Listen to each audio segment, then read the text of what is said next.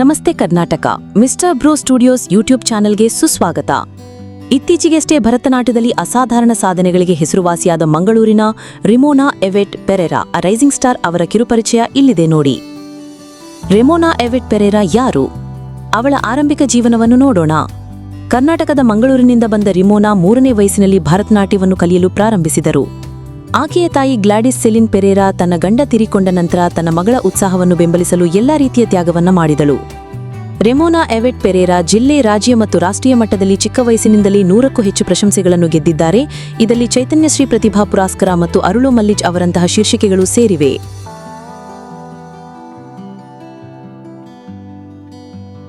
16ನೇ ವಯಸ್ಸಿನಲ್ಲಿ ಅವರು ಕಲೆ ಮತ್ತು ಸಂಸ್ಕೃತಿಯ ಶ್ರೇಷ್ಠತೆಗಾಗಿ 2022ರಲ್ಲಿ ಪ್ರತಿಷ್ಠಿತ ಪ್ರಧಾನಮಂತ್ರಿ ರಾಷ್ಟ್ರ ಬಾಲ್ ಪುರಸ್ಕಾರ್ PMRBP ಪಡೆದರು.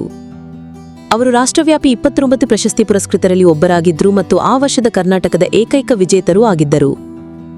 ಈಗ ನಾವು ರಿಮೋನಾ ಎವೆಟ್ ಪೆರೇರಾ ಅವರ ವಿಶ್ವ ದಾಖಲೆ ಸಾಧನೆಯನ್ನು ನೋಡೋಣ.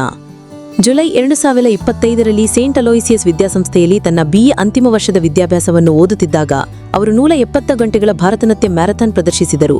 ಹಿಂದಿನ 127 ಗಂಟೆಗಳ ದಾಖಲೆ ಮುರಿದು ಮತ್ತು ಗೋಲ್ಡನ್ ಬುಕ್ ಆಫ್ ವರ್ಲ್ಡ್ ರೆಕಾರ್ಡ್ಸ್ನಲ್ಲಿ ಈ ಮೈಲಿಗಲ್ಲನ್ನು ಸಾಧಿಸಿದ ಮೊದಲ ವ್ಯಕ್ತಿ ಇವರು ಆಗಿದ್ದಾರೆ.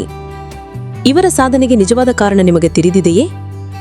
ರಿಮೋನಾ ಅವರ ಪ್ರಯಾಣವು ಅಪಾರ ಉತ್ಸಾಹ, ಸ್ಥಿತಿಸ್ಥಾಪಕತ್ವ ಮತ್ತು ಕಲಾತ್ಮಕ ಶಿಸ್ತನ್ನು ತೋರಿಸುತ್ತದೆ. ಚಿಕ್ಕ ವಯಸ್ಸಿನಲ್ಲಿ ಪ್ರಮುಖ ರಾಷ್ಟ್ರೀಯ ಪ್ರಶಸ್ತಿಗಳನ್ನು ಗೆಲ್ಲುವುದರಿಂದ ಹಿಡಿದು ವಿಂಡೋ ಸ್ಪಿನ್ನಿಂಗ್ ಡಾನ್ಸ್ ಮ್ಯಾರಥಾನ್ ಅನ್ನು ರಂಗಪರಕೆಗಳೊಂದಿಗೆ ಸಹಿಸಿಕೊಳ್ಳುವುದವರೆಗೆ ಅವರು ಸಮರ್ಪಣೆಯ ಮನೋಭಾವವನ್ನು ಸಾಕಾರಿಸುತ್ತಾರೆ. ವೈಯಕ್ತಿಕ ಸವಾಲುಗಳನ್ನು ನಿವಾರಿಸುವುದು ಮತ್ತು ಕಠಿಣ ಶಿಕ್ಷಣ ಜ್ಞಾನಿಗಳು ಮತ್ತು ತರಬೇತಿಯನ್ನು ಸಮತೋಲಿಸುವ ವಿಷಯದಲ್ಲಿ ಅವರ ಕಥೆ ವಿಶೇಷವಾಗಿ ಸ್ಫೂರ್ತಿದಾಯಕ. ದಯವಿಟ್ಟು ನಿಮ್ಮ ಅನಿಸಿಕೆಗಳನ್ನು ಮತ್ತು ಪ್ರತಿಕ್ರಿಯೆಯನ್ನು ಕಮೆಂಟ್ ಬಾಕ್ಸ್ನಲ್ಲಿ ಬರೆಯಿರಿ. ಮತ್ತು ಹೆಚ್ಚಿನ ಮಾಹಿತಿಗಾಗಿ ಮಿಸ್ಟರ್ ಬ್ರೋ ಸ್ಟುಡಿಯೋಸ್ ಯೂಟ್ಯೂಬ್ ತಪ್ಪದೇ ಲೈಕ್, ಶೇರ್ ಮಾಡಿ. ಜೈ ಹಿಂದ್, ಜೈ ಕರ್ನಾಟಕ.